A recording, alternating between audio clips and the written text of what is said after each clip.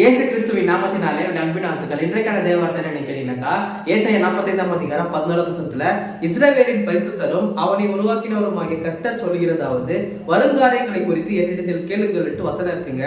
நம்ம அநேக நேரங்கள்ல இந்த வருங்காரியங்களை குறித்து ரொம்ப பயப்படுவோம்ல. ஐயோ, அடுத்தது என்ன ஆக போகுமோ எனக்கு தெரியல, என்னுடைய வாழ்க்கையில் நான் என்னெல்லாம் பிளான் பண்ணோம் அது எதுவுமே நடக்கல, ஆனா என்ன நடக்குதுன்னு எனக்கே ஒன்றும் புரியல அப்படின்னு நினைச்சிட்டு இருக்கீங்களா? உங்களுடைய வாழ்க்கையோட திட்டம் கர்த்தர்கிட்ட தாங்க இருக்குது. நீங்க கர்த்தர்கிட்ட தான் போய் கேட்கணும். மனிதர்களை போய் கேட்டாக்கா அவங்க எதுவுமே சொல்லவும் மாட்டாங்க, அவங்க தெரிந்தாலும் சொல்ல மாட்டாங்க. ஆனா நீங்க கர்த்தர்கிட்ட போய் கேட்டீங்கன்னாக்கா அவர் கண்டிப்பா உங்ககிட்ட சொல்லுவார். கர்த்தர் தாங்க சொல்றாரு, வருங்காரியங்களை குறித்து என்கிட்ட கேளுங்க அப்படின்ட்டு. எத்தனை பேர் கேட்கறீங்கன்னு எனக்கு தெரியல. ஆனா நம்ம இன்னைக்கு ஒரு முடிவுக்கு வரலாம். நம்ம இன்னைக்கு கர்த்தர்கிட்ட கேட்கலாம், பிதாவே என் இடத்துல என்ன சித்தம் வைத்திருக்கிறீர், என்னுடைய வாழ்க்கையில குறித்து என்ன சித்தம் வைத்திருக்கிறீர் எனக்கு வெளிப்படுத்துங்க.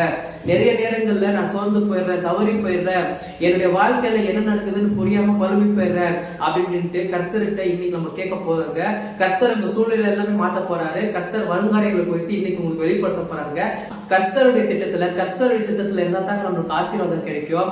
ஏன்னா கர்த்தர் தான் நம்மளை ஆசீர்வதிக்கிறாரு. கர்த்தர் என்ன சொல்றாரு, உன்னை உருவாக்குனது நான் தாண்டு கர்த்தர் தாங்க சொல்றாரு. அப்போ நம்ம கர்த்தர்கிட்ட போய் தாங்க கேட்கணும். கர்த்தர் கூட தான் இருக்கிறாரு. கர்த்தர் இன்னைக்கு வருங்காரியங்கள் குறித்து உங்களுக்கு வெளிப்படுத்த போறாரு. அது எதுவா இருந்தாலும் சரிங்க, கர்த்தர் உங்களை மென்மேலும் உயர்த்த போறாரு, ஆசீர்வதிக்க போறாருங்க. தேங்க்யூ சோ மச் ஆச்சு.